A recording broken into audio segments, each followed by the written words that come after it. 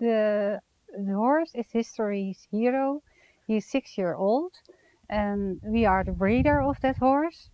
The rider was getting on and he spooked, and the rider felt, and yeah, he was scared of the steps. And then you have nothing. It's like having the brick wall over there with a big V8 engine in it. So we want to try to teach him the meaning of the aids, forward, back, left and right.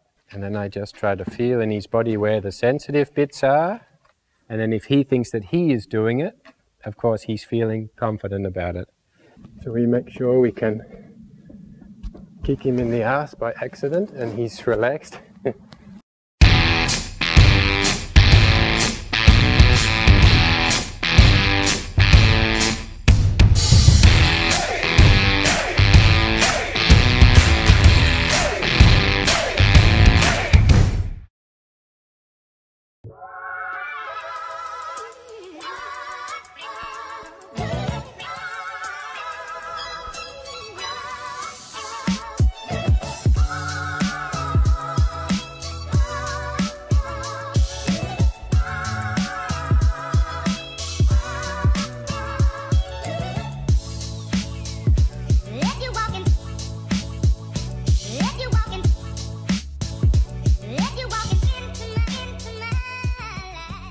The horse is history's hero.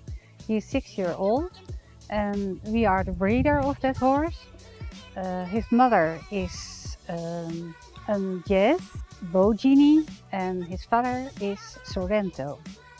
Well, I'm the rider from his. 3 years ago it went wrong when they stepping up. The rider was getting on and he spooked, and the rider felt, and yeah, he was scared of the step. So he's always scared of the step, and yeah, that was a problem. So in the beginning I just tried to get him to think a little bit more about himself, of where he's putting himself. Because of course from the start when you have the rope, the first feeling you get is he has no clue where to put himself. He can be on top of you or, you know, over you or leading you. So from the beginning we just give him some awareness of where he has to put himself, that he focuses a little bit more on one place. So that he's not sort of like this, looking around and not focusing on where you are. And I just can then give him one job, and that's to measure the distance between me and him, that we get from the beginning his attention. So if he's going to start to learn something,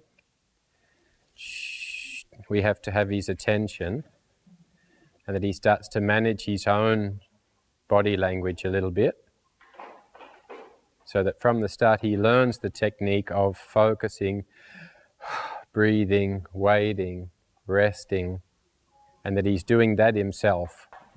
And then we walk a bit faster, and then we walk slower, and then again he has to have the awareness of where he shouldn't be. So it's important in this moment that I don't tell him where to be, I just tell him where not to be. So my feet at that moment don't move, don't change, so that he's able to measure this distance. So this also gives me a little bit of an understanding of how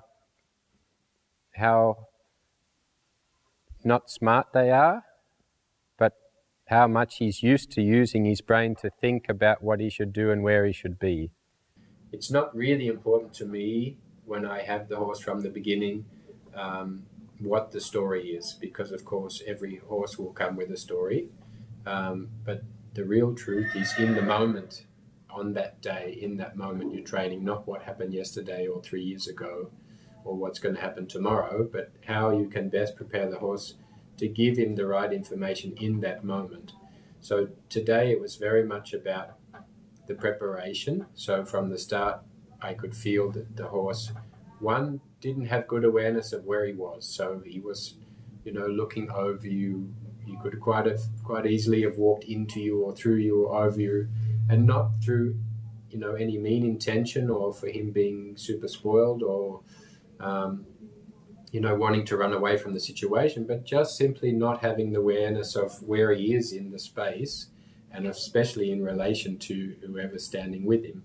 So it was important from that beginning to sort of gain that basis of him understanding, okay, I'm here in the arena and there is the person, and that you gain immediately some value, and he starts to give his attention to you and feel the value in giving his attention to you by letting him feel the rest. And then it's a really, you know, a crucial part to start from, where he's feeling confident from the beginning about the situation, about the place, about me, and then you set them up for being able to receive the first piece of information.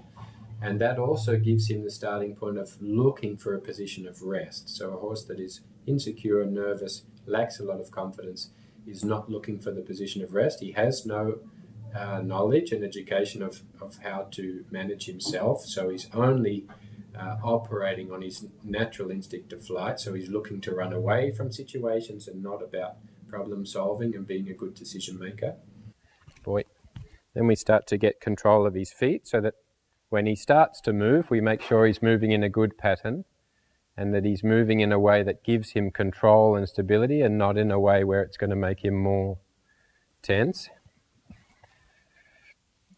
So we want to feel here in the beginning, when we push with the left leg, he's taking a forward step. At the moment, in the beginning here, he's taking a backward step. So we want to try to teach him the meaning of the aids, forward, back, left and right. So still stepping backwards, there's a forward step. And again. So this also gives you an idea of the level of tension in his body, what he's used to holding in his body. There's a little bit. Relax again. Try to teach him to come into the pattern of finding the rest in between.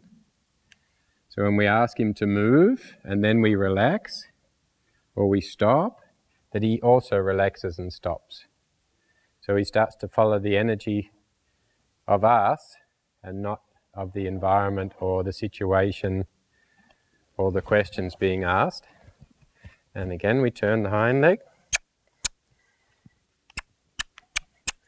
So of course, what happens through these patterns is that we get a certain level of suppleness and relaxation and control over his body. At the moment, he's like just that brick wall over there. And of course, if he's already like the brick wall, and then you have a bit of tension in him, or nervousness, or he doesn't understand what to do, and he starts to go, and then you have nothing. It's like having the brick wall over there with a big V8 engine in it. No steering, no brakes, no suppleness, no control. At the moment, it's like you brought him out of a car accident and just tipped him out of the wheelchair, said, okay, now start to move. He's like this. You know, and someone tries to climb on you, and you're already like you've been tipped out of the wheelchair. Someone's going to climb on you, and you're already really unbalanced, insecure, unsure, stiff in the body, tense from being scared, doing this all the time. The muscles are really short, really tight. So if you are a little bit unbalanced and you get asked a question or apply a pressure from someone getting on, your body gets more tight, and then you, of course, are insecure and start to run away. So at the moment, I find it really hard to believe that it goes really good in the riding through how it's going. But let's just say that it is going easy once you get on. You can ride, walk, trot and canter. You're seeing about less than 5%, probably 2% of what he can actually do. Okay. Because at the moment he's disabled. He cannot walk, he can't turn, he can't follow the rein. He doesn't know how to control his body. So at the moment he's going, if you're able to ride him, he's going along with it because he trusts you enough that he will be okay. He trusts nothing in himself. He has no knowledge, no understanding, of how to be a riding horse, and that this comes through no education before you get on. Okay. This comes through a horse being started under saddle, where you put something on and he just goes along with it because he has a really nice, sweet character from the beginning. And so he goes along with it, and then he gets used to it, and he thinks, oh, it didn't kill me, so I just go along. But he didn't learn anything. Okay. Nobody taught him how to turn left, how to turn right, how to stop, how to go, what is the meaning of the aids, the when, how, and why you should do something. He just went along. And then at some point, because you have no information, you get asked a question that's a bit more difficult, and you can't go along with it, and then you have an incident, and then you get really insecure from it all. It's actually one of the most normal processes in starting young horses when it goes wrong. Okay. He's like 1 in 2. We get a lot of horses that have come in the past that have been started under saddle, and often through a little bit the classical way, where you put the saddle on and you lunge a bit and the horse sort of gets used to the situation, and you get the horse to a stage where you feel he's quiet enough and you can sort of get away with getting on. And the problem with that, of course, especially with these sort of sensitive modern type horses with a high level of natural instinct, is then the horse doesn't have the information he needs to be able to cope with the situations or understand what the job is and what it is to have a rider on and the meaning of the aids. And this horse in particular is, of course, really sweet from nature, so it's very easy for him to sort of go along with things and go along with the exercise without actually understanding it. But then, of course, there's always a point that you come to where the question becomes too much, or you have something, the horse experiences something unexpected, and then there's a bad experience, and then you realize, that there's no foundation there, and then the horse falls a long way to the ground. So it's a little bit like you are, fast tracking to the top of a ladder, and you haven't understood each of the steps to get there, and you get to the top and you lose balance, and you don't know how to find the step backwards, so you fall a really long way down to the ground, and then you get all those kind of insecurities. If you just look in that bench there, there's a stick with a bag on it, a blue or black one.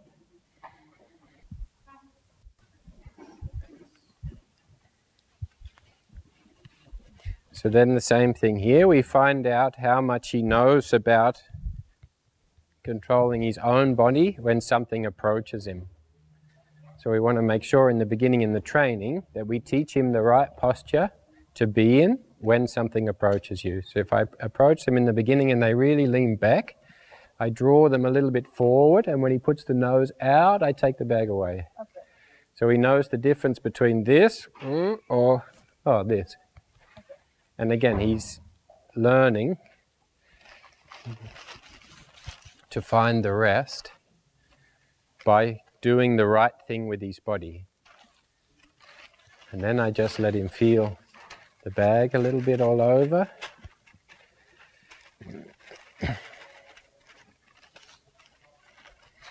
And then I just try to feel in his body where the sensitive bits are.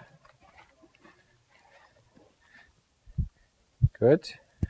And so again, when he's using the natural instinct, the survival part, to try to get comfortable by running away or defending yourself, then I just stay to teach him that even though Mother Nature tells you that's what you should do, and even though you think that technique has kept you alive until now, there's a better one. There's another option. Yeah. So then we just continue to ask him these different questions. And so when he starts to move away, I don't put more pressure on, but I just let him feel that 1 + 1, when I ask 1 + 1, the answer is not 10. So if I say, what's 1 + 1, and he starts to move and say 4.5, 3.5, 6.5, I just move into those spots to say to him, it's not quite right, so just continue looking for another answer. When he's got absolutely the right answer, then I take the pressure off. So we really teach him how to be in control of himself. So this is, of course, dealing with stepping up and him seeing you from the left and the right. So I'm standing on the left, I get on, I put my head over the right, and we don't want him going like this.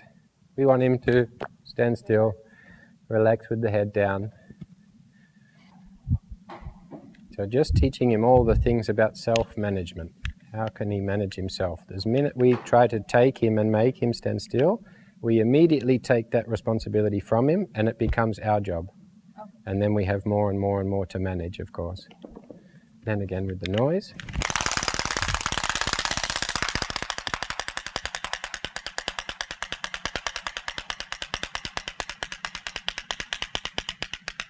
Now you see how fast his brain works.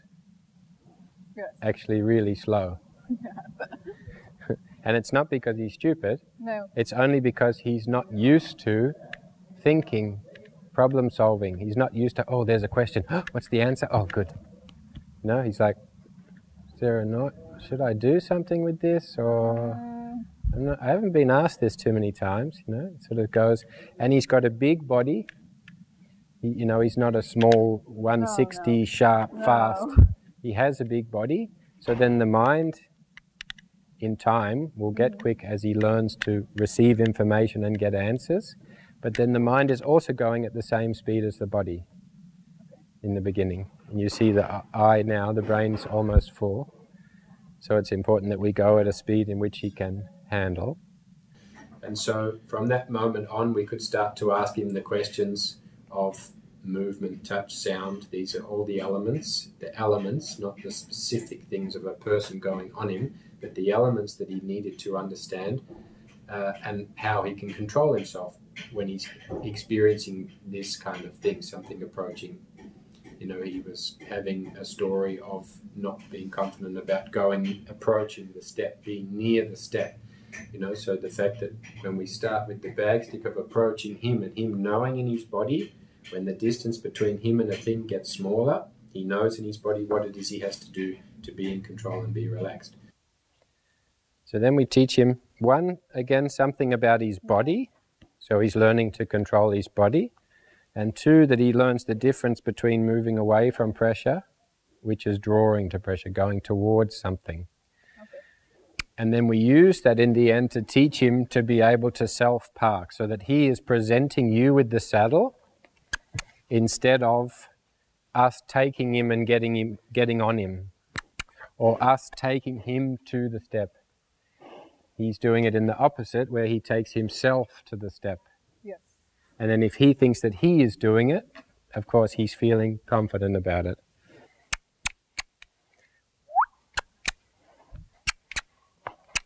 Good. Good. Yeah. Good. And then we do the opposite. So I get him going forward, and then I turn his head away, and I get the hind leg just to take one step in. Yeah, and then I go away from him. So again, going away is what he learnt from the beginning. This is the rest, this is the yes. And it goes in the order of him going a little bit forward, and then me redirecting the body, and then I put a cue on it. So the tapping, in the end, will be the thing that asks him to move. But in the beginning, it's of course a cue that we're adding. He doesn't know the meaning of it yet, but then he makes the connection between what he's doing and how I'm asking him. So that we hope that in the end, if we hold the whip up, he's coming towards it. Now we build that into continuing those steps into a full turn. And again, I try to let him take responsibility for that I don't make him do more I don't try not to be greedy. Good.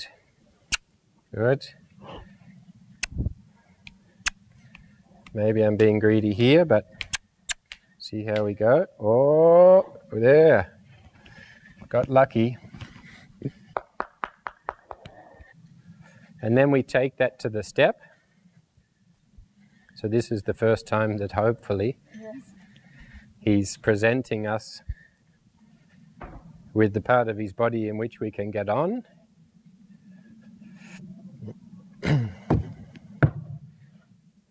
So the good thing from the noise of the clappers, he's dropping the head. The pressure of the noise, the pressure of approach, so the bag approaching him. Doesn't really matter for him if he is still and the bag approaches him, or the thing is still and he approaches it. What makes him nervous is the distance between him and the thing gets smaller. Yeah. But from the bag stick, he learns when something approaches him, oh, rest. Oh, I feel okay. When he doesn't know what to do with his body, when he is approaching something or something is approaching him, that's of course when he wants to be away. Yeah. So again, this was the preparation here with the tools for this part. So we have to think in elements, the element of noise, the element of movement, the element of touch. It doesn't have to specifically be someone getting on. He just needs to learn the concept. So now we give him the same cue. So from there again, we just reward, let him find the rest. He's found the rest, I go away again. So what we don't want to do at that point is ask for more. No, okay. The more times you stop and walk away, the more times he tries harder the next time. He's like, oh, is that all I have to do? Just give you the saddle and let you get on. But if he doesn't know it, and you see that he's starting now to offer things faster. His brain's already working quicker because we ask less, not more. The more we reward, the quicker he is to offer the next thing and the next thing. And you see the same movement in the first pattern, also here, stepping underneath his body. Of course, in the end, you will only need your finger. Very good. One step forward. Oh, good. So when he's out there, I ask him something. When he's here, oh, I ask him nothing. So this is the point of rest. Oh, wait. Yeah. Then we put the weight.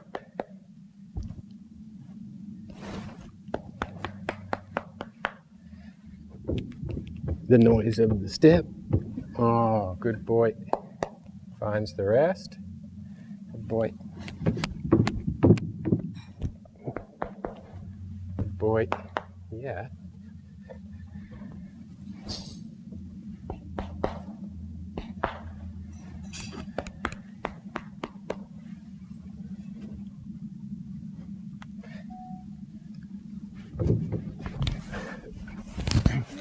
Weight over the back, then we can move around on him, so we make sure we can kick him in the ass by accident and he's relaxed.